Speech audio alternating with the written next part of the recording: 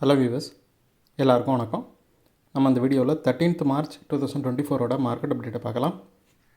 அப்புறம் stocks, ITC, ICICI bank, Kotak Mahindra இதெல்லாம் இதுக்காக ரேலி ஆச்சுது. அதானி போர்ட்ஸ், கோல் இண்டியா, பவர் கிரிட் கார்ப் இதெல்லாம் இதுக்காக விழுந்துச்சு. எஃப்ஐஎஸ்டிஎஸ் இவங்கெல்லாம் வந்து எவ்வளோ க்ரோட்ஸ்க்கு ஸ்டாக்ஸை பை அண்ட் செல் பண்ணியிருக்கிறாங்க. அப்புறம் கிரிப்டோ, க்ரூட், கோல்டு இதோட ரேட்ஸ் எல்லாத்தையும் நம்ம இந்த வீடியோவில் பார்க்கலாம். ஃபஸ்ட்டு வந்து மார்க்கெட் அப்டேட்டை பார்த்துடலாம். அதுக்கு முன்னாடி நீங்கள் இந்த சேனலில் சப்ஸ்கிரைப் பண்ணாமல் இருந்தால் மறக்காமல் சப்ஸ்கிரைப் பண்ணுங்கள். நிஃப்டி பார்த்திங்கன்னா இன்றைக்கி 1.5% வந்து விழுந்துச்சு. 338 பாயிண்ட் வந்து விழுந்து 22,000ங்கிற அந்த சப்போர்ட்டை வந்து பிரேக் பண்ணி கீழே போயிடுச்சு. 21,997 க்ளோஸ் ஆச்சுது. ஸோ நான் முன்னாடியே சொன்ன மாதிரி, அதாவது 22,000ங்கிற சப்போர்ட்டுமே வந்து ரொம்ப ஸ்ட்ராங்காக இல்லை, கொஞ்சம் வீக்காக தான் இருந்துச்சு. ஸோ மார்க்கெட் வந்து இந்த மாதிரி ஒரு பேனிக் சிச்சுவேஷனில் வந்து ஈஸியாக அதை பிரேக் பண்ணி கீழே போயிடுச்சு. இப்போ பார்த்திங்கன்னா புதுசாக சப்போர்ட் வந்து 21,700 தான் இருக்குது. ஸோ மார்க்கெட் வந்து இன்னும் கூட கரெக்டாகிறதுக்கு வாய்ப்பு இருக்குது. கிஃப்ட் நிஃப்டியும் பார்த்திங்கன்னா அதை இண்டிகேட் பண்ணுற மாதிரி 38 பாயிண்ட் வந்து மைனஸில் தான் இருக்குது. அப்புறம் சப்போர்ட்ஸ், அதாவது ரெசிஸ்டன்ஸ்னு பார்த்தோம் அப்படின்னா 22,300, 22,400, 22,500 இது எல்லாமே வந்து ரொம்பவே அதிகமான ரெசிஸ்டன்ஸாக இருக்குது. ஸோ இப்போதைக்கு வந்து 22,500 தாண்டுறது வந்து ரொம்பவே கஷ்டமான ஒரு இதாக தான் இருக்கும். ஸோ மார்க்கெட் வந்து 22,300க்கு கீழே தான் ட்ரேட் ஆகிறதுக்கான வாய்ப்புகள் வந்து ரொம்பவே அதிகமாக இருக்குது. நாளைக்குமே நெகட்டிவாக ட்ரேட் ஆகிறதுக்கான சான்சஸ் தான் ரொம்ப அதிகமாக இருக்குது. இதுக்கு முக்கியமான காரணம் பார்த்திங்கன்னா 3 காரணங்கள். ஸோ மொதல் காரணம் என்னன்னு பார்த்தோம் அப்படின்னா, மிட் கேப், ஸ்மால் கேப் இதிலெல்லாம் வந்து அளவுக்கு அதிகமான இன்வெஸ்ட்மெண்ட் நடந்திருக்குது. அதாவது அந்த கம்பெனிஸ்லாம் எந்த அளவுக்கு ஒர்த்தோ அதை விட அதிகமான வேல்யூவேஷன்ஸ் வந்து அந்த கம்பெனிக்கு இருக்கிறதா நம்பி வந்து நிறைய இன்வெஸ்ட் பண்ணியிருக்கிறாங்க. ஸோ இது வந்து ஒரு பபுள் மாதிரி ஃபார்ம் ஆகிருக்குது அப்படின்னு வந்து சொல்லப்படுது. செபியும் வந்து இதுக்கு ஏற்ற மாதிரி நிறையா நடவடிக்கைகளை எடுத்திருக்கிறாங்க. நிறையா கம்பெனிஸை வந்து கொஷின்ஸும் கேட்டிருக்கிறாங்க. ஸோ இது வந்து ஒரு பேனிக்கை க்ரியேட் பண்ணிடுச்சு. ஸோ அதனால் பயங்கரமான அளவுக்கு மிட் கேப், ஸ்மால் கேப்பில் வந்து செல் ஆஃப்ஸ் வந்து நடந்துகிட்ருக்குது. அப்புறம் ரெண்டாவது ரீசன் என்னென்னு பார்த்தோம் அப்படின்னா, எஸ்பிஐ கிட்ட வந்து சுப்ரீம் கோர்ட் வந்து எலக்ட்ரல் பாண்டை பற்றிய டீட்டெயில்ஸ் வந்து கேட்டிருந்தாங்க. ஸோ பிஸ்னஸ் லைனில் என்ன சொல்லியிருக்காங்கன்னா, அதானி குரூப் ஆஃப் கம்பெனிஸ் வந்து அதிகமான அளவுக்கு வந்து அரசியல் கட்சிகளுக்கு எலக்ட்ரல் பாண்ட் வழியாக கான்ட்ரிபியூட் பண்ணியிருக்கிறாங்க அப்படிங்கிற மாதிரி ஒரு நியூஸ்னால் வந்து மார்க்கெட் வந்து ரொம்பவே பேனிக்காக ஃபீல் பண்ணுது. இன்வெஸ்டர்ஸ் எல்லாமே வந்து அதானி குரூப்ஸோட ஸ்டாக்ஸை வந்து நிறையா விற்றுட்டாங்க. அப்புறம் மூணாவது ரீசன் என்னன்னு பார்த்தோம் அப்படின்னா, பிஎஸ்யூ கம்பெனிஸ், அதாவது பப்ளிக் செக்டார் கம்பெனிஸ் பார்த்திங்கன்னா லாஸ்ட்டு கொஞ்ச நாளாகவே வந்து பயங்கரமான அளவுக்கு ரேலி ஆச்சுது. எப்போவுமே இல்லாத அளவுக்கு அதிகமான ரேலி வந்து பப்ளிக் செக்டார் கம்பெனிஸில் இருந்துச்சு.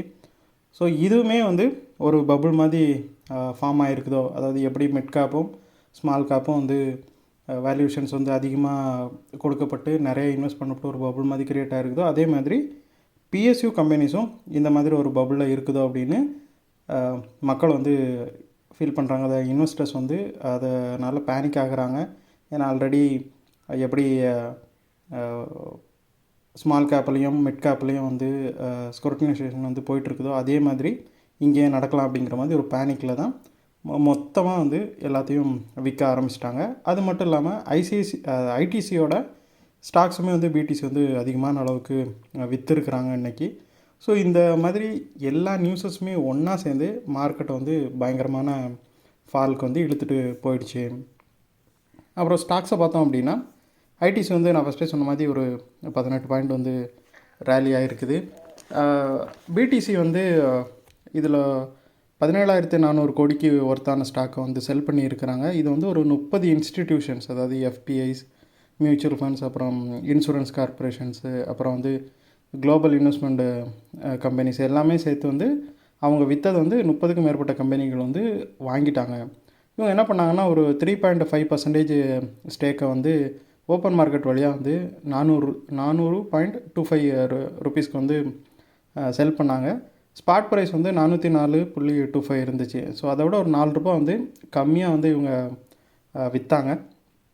முக்கியமான கான்ட்ரிபியூட்டர் பார்த்திங்கன்னா ஐசிஐசிஐ பேங்க் வந்து ஒரு 2,50,000 ஸ்டாக் வந்து ஐடிசியில் வாங்கியிருக்கிறாங்க. அவங்க ஒரு 10 கோடிக்கு ஒருத்தான ஸ்டாக்கை வாங்கியிருக்கிறாங்க. அப்புறம் ஐசிஐசிஐ பேங்க் இன்றைக்கி எதுக்கு ரேலி ஆச்சுன்னு பார்த்தோம் அப்படின்னா, லாஸ்ட் 2 நாளாகவே வந்து ப்ராஃபிட் புக்கிங் தான் போய்ட்டு இருந்துச்சு. 52 வீக் ஹையில் இருந்தப்போ ப்ராஃபிட் புக்கிங் போயிடுச்சு. ஒரு சின்ன ரெக்கவரி இன்றைக்கி பார்த்துருக்குது. அப்புறம் கொட்டக் மஹிந்திரா பார்த்திங்க அப்படின்னா, கொட்டக் மஹிந்திரா வந்து ஒரு 2% ஸ்டேக்கை கேஃபின்டெக்லேருந்து ஒரு 208 கோடி ரூபாய்க்கு வந்து விற்றுருக்குறாங்க. ஸோ இந்த நியூஸ்னால் பார்த்திங்கன்னா கொட்டக் மஹிந்திரா கொஞ்சமாக ரேலி ஆகிருக்குது. ஸோ பெரிய அளவுக்கு ரேலி இல்லை. இன்றைக்கி பார்த்திங்கன்னா மொத்தமே ஒரு 7 ஸ்டாக்கு தான் வந்து பாசிட்டிவாக க்ளோஸ் ஆச்சுது. பெரிய அளவுக்கு ரேலியை எந்த ஸ்டாக்குமே காட்டல. அப்புறம் அதானி போர்ட்ஸ் வந்து எதுக்காக விழுந்துச்சுன்னு பார்த்தோம் அப்படின்னா, ஃபஸ்ட்டே நான் சொன்ன மாதிரி பிஸ்னஸ் லைன் வந்து என்ன சொல்கிறாங்க அப்படின்னா, அதானி குரூப் ஆஃப் கம்பெனிஸ் வந்து நிறைய அளவுக்கு எலக்ட்ரல் பாண்ட் வழியாக அரசியல் கட்சிகளுக்கு வந்து கான்ட்ரிபியூட் பண்ணியிருக்கிறாங்க. ஸோ இதனால் இன்வெஸ்டர்ஸ் எல்லாமே வந்து பேனிக் ஆகி செல் ஆஃப் பண்ணிட்டாங்க. அதானி குரூப்போட ஸ்டாக்ஸ் எல்லாமே பார்த்திங்கன்னா இன்றைக்கி வந்து பயங்கரமாக விழுந்துட்டு இருந்துச்சு.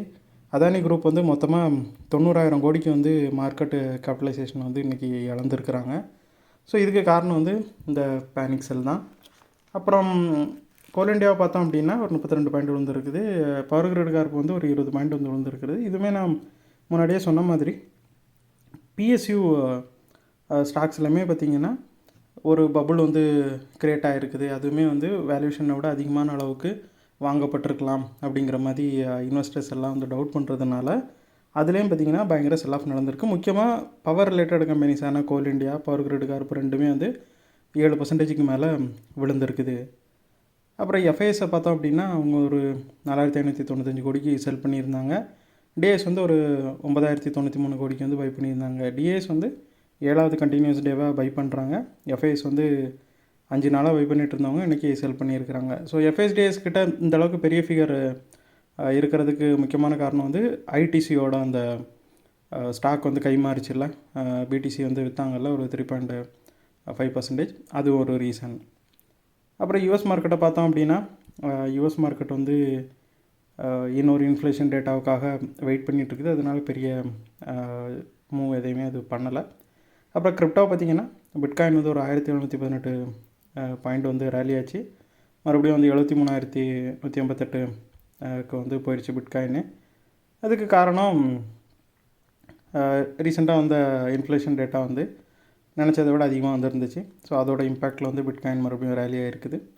அப்புறம் க்ரூடு பார்த்திங்கன்னா ஒரு 2.05 வந்து ரேலி ஆகிருக்குது. இதுக்கு காரணம் வந்து ரீசெண்டாக ஆல்ரெடி யுக்ரைனுக்கும் ரஷ்யாவுக்கும் சண்டை போயிட்டுருக்குது எல்லாருக்குமே தெரியும்.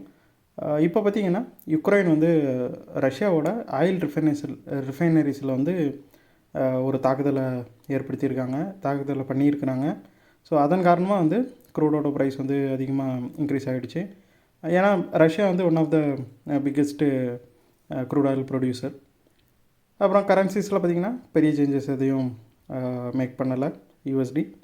அப்புறம் கோல்டு பார்த்தோம் அப்படின்னா ஒரு 12 பாயிண்ட் வந்து ரேலி ஆகிருக்குது. எஸ்டர்டே வந்து இன்ஃப்ளேஷன் டேட்டா வந்துச்சுல, அதை பேஸ் பண்ணி வந்து கோல்டு வந்து விழுந்துச்சு. பட் மார்க்கெட் பார்த்திங்கன்னா பெரிய அளவுக்கு எந்த ஒரு தாக்கத்தையும் வந்து காட்டலை. அதனால் எகைன் இன்னொரு இன்ஃப்ளேஷன் டேட்டா கூட வரப்போகிறதுனால கோல்டு வந்து மறுபடியும் ரேலி ஆகிருக்குது. ஏன்னா எகைன் வர இன்ஃப்ளேஷன் டேட்டா ஒரு வேளை நல்லபடியாக வர்றதுக்கான வாய்ப்புகள் அதிகமாக இருக்குது. அப்புறம் ஸ்டாக்ஸில் பார்த்தோம் அப்படின்னா மிட் கேப் வந்து ஒரு 4% வந்து விழுந்துருக்குது. ஸ்மால் கேப் வந்து ஒரு 5% விழுந்துருந்துச்சு. ஸோ இந்த வீடியோவில் நான் உங்களுக்கு கொடுத்த இன்ஃபர்மேஷன்ஸ் எல்லாம் கண்டிப்பாக ஹெல்ப்ஃபுல்லாக இருந்திருக்கும் நான் நம்புகிறேன். இது உங்களோட ஃபியூச்சர் ட்ரேடிங் செஷனுக்கு கண்டிப்பாக ஹெல்ப் பண்ணும். இந்த வீடியோ உங்களுக்கு பிடிச்சிருந்துச்சின்னா லைக் பண்ணுங்கள், ஷேர் பண்ணுங்கள், மறக்காமல் சேனலுக்கு சப்ஸ்கிரைப் பண்ணுங்கள். அப்படியே அந்த பெல் ஐக்கானை கிளிக் பண்ணிங்கன்னா டெய்லி அப்டேட்ஸ் தவறாமல் கிடைக்கும். தேங்க்ஸ் ஃபார் வாட்சிங். Keep supporting. தேங்க்யூ.